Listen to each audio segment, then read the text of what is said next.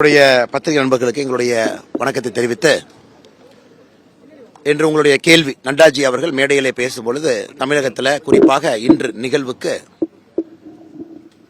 காவல்துறையை வைத்து வலுக்கட்டாயமாக அந்த பகுதியில் இருக்கக்கூடிய மின்ட்ஸ்டில் இருக்கக்கூடிய கடைகளை எல்லாம் அடக்கி வைத்து யாரும் வெளியே வரக்கூடாது அப்படிங்கிற வாய்மொழி உத்தரவு போட்டு கிட்டத்தட்ட அந்த பகுதியை கர்ஃபியூ மாதிரி தான் இருந்துச்சுங்க. இரண்டாவது, அந்த பகுதியில் இருக்கக்கூடிய தெரு விளக்குகள் கூட அணைக்கப்பட்டிருந்தது.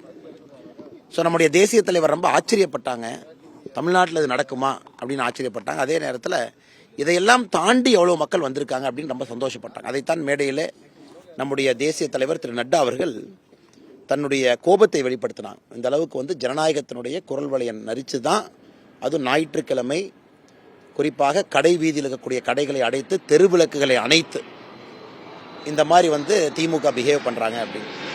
இது தெரிஞ்ச விஷயம்தான். அந்த யாத்திரையினுடைய முதல் நாளிலிருந்தே அவங்க தெருவிளக்கு அணைக்கிறது சரி, கேஸ் போடுறதும் சரி, யாத்திரை இருக்கவங்களை அரெஸ்ட் பண்ணுறதும் சரி, இது தொடர்ந்து பார்த்து கொண்டிருக்கின்றோம். பட் என்னை பொறுத்தவரை மனதளவில் இதெல்லாம் தாண்டி வர ஆரம்பித்து விட்டோம். இதெல்லாம் தாண்டித்தான் தமிழகத்தில் அரசியல் மாற்றம் நடக்கணும்.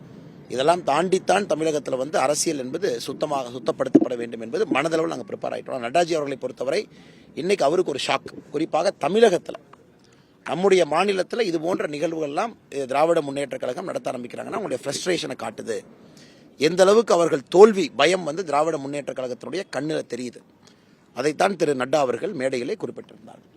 பிஜேபி யாத்திரை அப்படிங்கிறது எல்லா கான்ஸ்டிடியூஷனுக்கும் போயிட்டு வந்துட்டு இருக்கீங்க. இப்போ திடீர்னு சென்னைக்கு மட்டும் அலோவ் பண்ணல அப்படின்னு சொல்லிட்டு, ஆனால் சென்னையை பொறுத்தவரை ஒரு விஷயத்தில் நான் தெளிவாக இருந்தேன். எங்கேயும் காவல்துறையிட்ட சண்டை போட்டு ஒன்று பண்ணணும்.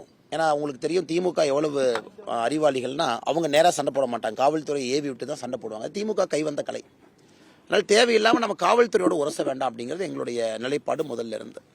ஸோ ரூட்டு கொடுக்க மாட்டாங்க, பர்மிஷன் கொடுக்க மாட்டாங்க, இது பண்ண மாட்டாங்க, அது பண்ண மாட்டாங்க. எல்லா இடத்துலையும் பொறுத்துக்கிட்டு எங்கெல்லாம் சொல்கிறாங்களோ கிராமத்துக்குள்ளே எங்கே போகணும், அங்கே போகணும், டைமிங்கு எல்லாமே பொறுத்துக்கிட்டு தான் வந்தோம். சென்னை பொறுத்தவரை நீங்கள் பார்க்குறீங்க, மக்களுடைய எழுச்சிங்கண்ணா சென்னை இன்னைக்கு தயாராக இருக்குது மாற்றத்திற்கு.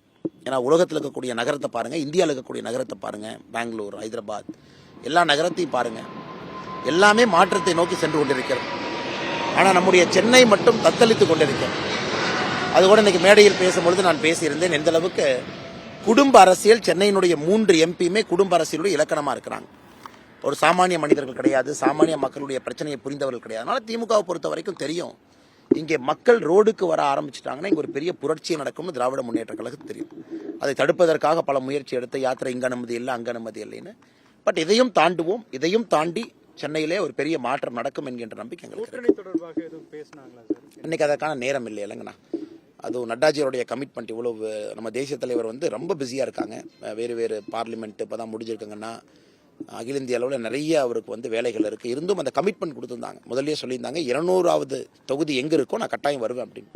ஸோ அதற்காக இந்த 1 மணி நேர நிகழ்வுக்காக டெல்லியிலிருந்து 1 மணி நேரத்தை முடிச்சுட்டு திரும்ப டெல்லி போகிறாங்க. வேறு எந்த நிகழ்ச்சியும் கூட அவர் பங்கேற்கலை. அதனால் இன்றைக்கி அவருக்கு வேலை பளு ரொம்ப அதிகம். இருந்தும் அவர் அந்த கொடுத்த வார்த்தைக்காக நம்முடைய எண் மக்கள் 200வது தொகுதி கட்டாயமாக இருப்பேன்னு 1 மாதத்திற்கு முன்பே சொல்லியிருந்தாங்க. அதற்காக வந்திருந்தாங்கன்னா நம்முடைய கூட்டணி கட்சி தலைவர்கள் அன்பின் அடிப்படையில் அவரை வரவேற்க வந்திருந்தாங்க, மேடையில் அமர்ந்திருந்தார்கள். மற்றபடி பேசுவதற்கு எந்த நேரமும் இன்னைக்கு இல்லைங்கண்ணா. இபிஎஸ் அவர் இன்னைக்கு மீண்டும் நான் சொல்றேன், உறுதியாக சொல்றேன், பிஜேபியோட கூட்டணி இல்லை அப்படின்றத நான் என்ன சொல்றது, பிஜேபியில இருந்து அந்த உறுதி அளிக்க முடியுது. அண்ணா, என்டிஏ நம்மளுடைய என்டிஏங்கண்ணா, நாம் உருவாக்கிய என்டிஏ. ஸோ என்டிஏல ஏற்கனவே சொல்லியிருக்கேன், நிறைய பேர் வந்திருக்காங்க, நிறைய பேர் இங்கிருந்து போயிருக்காங்க. அதனால் நாம் யார் இருக்காங்க, இவங்க போயிட்டாங்க, அதனால் என்டிஏ இல்லைன்னு சொல்ல வேண்டிய அவசியம் இல்லை. என்டிஏ இல்லைன்னா இல்லைன்னு சொல்கிறாங்க, அவ்வளோதான். அதுக்கு ஒரு மேற்கொண்டு நான் பேசுறதுக்கு என்ன இருக்கு. செய்திகளை உடனுக்குடனும் துல்லியமாகவும் தெரிந்து கொள்ள சப்ஸ்கிரைப் பண்ணுங்க.